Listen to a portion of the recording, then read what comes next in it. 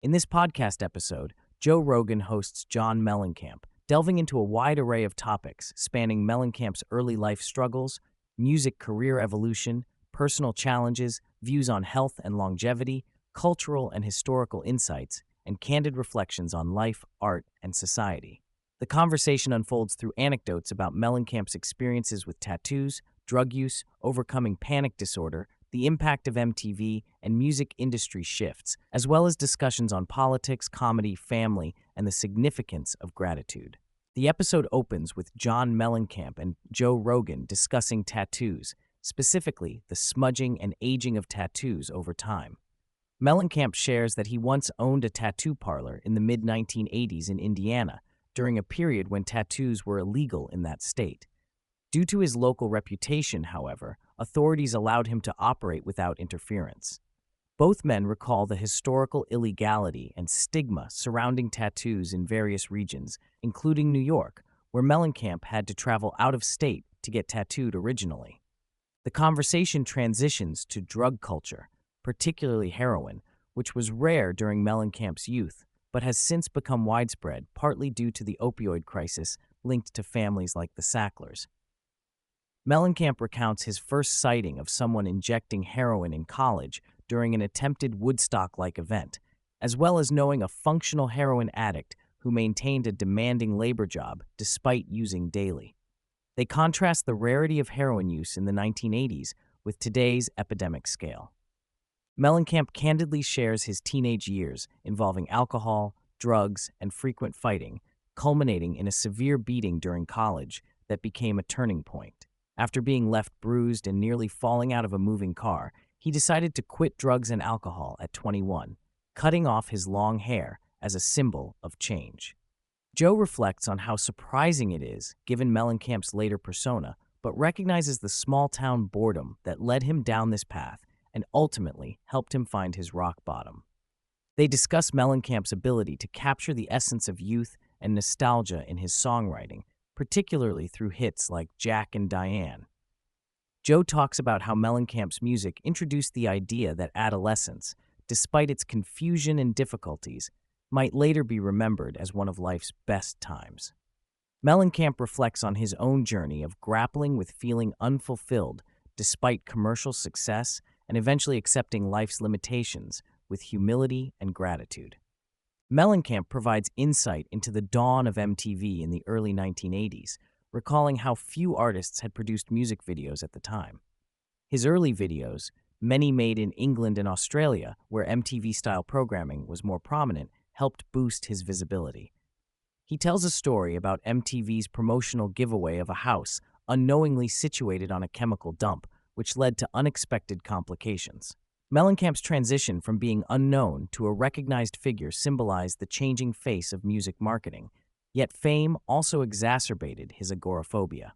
Despite battling agoraphobia for a period after college, Mellencamp found that his rising career forced him to face and gradually overcome it.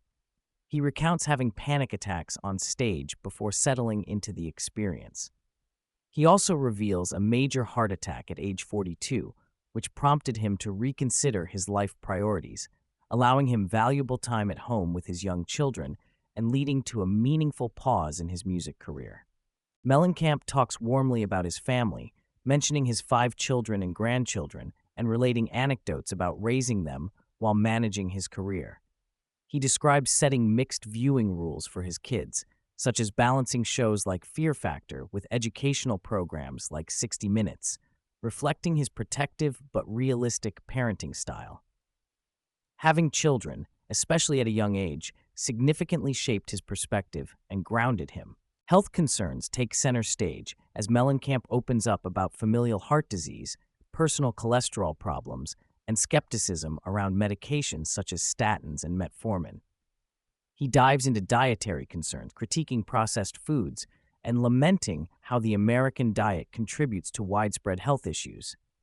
They discuss emerging supplements like nattokinase, an enzyme from fermented foods that scientific studies suggest may help reduce arterial plaque, illustrating Mellencamp's interest in alternative health approaches.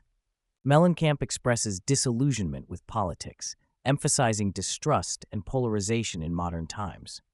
He reminisces about past eras when bipartisan understanding was more common and voting was a private affair. He critiques the current lack of humility and integrity among politicians and society broadly, encouraging listeners to focus less on partisan divides and more on common morality and respect. In an unexpected historical sidebar, Mellencamp presents a personal interpretation of the Civil War, arguing it was fought primarily over economic reasons, such as control of ports, with slavery being used as a political excuse. Joe corrects some of Mellencamp's historical claims with mainstream scholarship, but the discussion highlights how history is often more complex than commonly understood. Both reflect on the cultural shifts and social upheavals surrounding events like Vietnam, Kent State, and the contrast between world wars and later conflicts. Mellencamp delves into the evolution of the music industry, explaining the impact of Nielsen Soundscan's introduction, which shifted how radio play was measured and affected artist exposure. He describes how this change favored urban markets and rap music, leading to a decline in prominence for rock bands on the charts.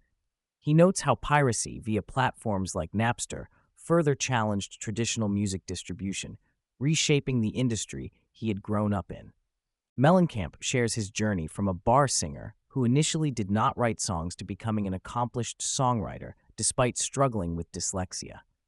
He details the creation of iconic songs such as Hurt So Good and Jack and Diane, including his innovative use of early drum machines that were initially opposed by record executives.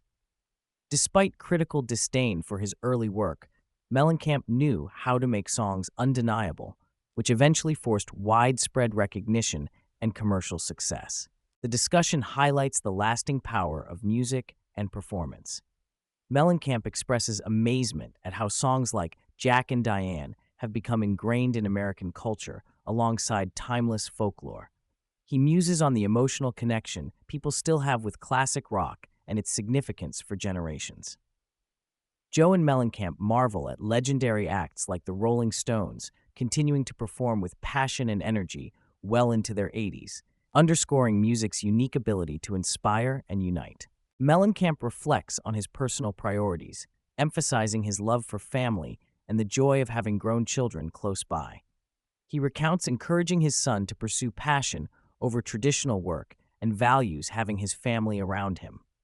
The conversation touches on the bittersweet reality of losing many close friends to substance abuse prematurely, highlighting Mellencamp's blessings in living a life framed by luck and resilience.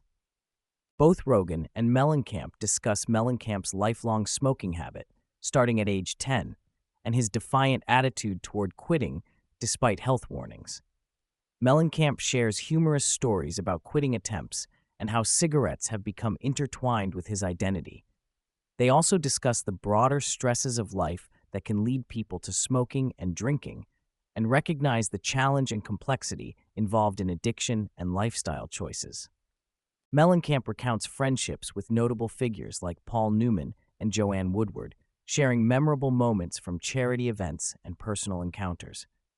These stories reveal his connection to Hollywood and underline his respect for enduring relationships and shared history in the entertainment world. Mellencamp's reverence for classic black and white films also surfaces as part of his broader appreciation of history and artistry. The conversation shifts to comedy, with Mellencamp appreciating its evolving nature and highlighting stand-up as a robust and thriving art form today. He praises contemporary comedians like Dave Chappelle and Bill Burr, and acknowledges the difficulties comedians face with political correctness and audience sensitivities. They discuss their mutual admiration for Richard Pryor's groundbreaking comedy and the challenges in making bold comedic films in the current cultural climate. Mellencamp shares early struggles in his music career, such as dealing with difficult bandmates, awkward gigs, and slow recognition. He talks about his time living in England during the rise of punk, encountering political tension like the National Front, and the challenges of breaking through commercially while maintaining artistic integrity. He reflects on managing his identity amid record label pressures, including his troublesome forced name changes from John Cougar to John Cougar Mellencamp. Throughout the episode, Mellencamp emphasizes humility and gratitude as essential to navigating life and success. He advises listeners to appreciate the fleeting nature of existence, avoid taking themselves too seriously, and practice kindness. Drawing on lessons from his grandmother and his own experiences, he encourages embracing life's brevity and treating others with respect despite differences. Mellencamp expresses enthusiasm for a forthcoming Greatest Hits tour featuring 2.5 hours of his well-known songs, a concept he once resisted but now embraces.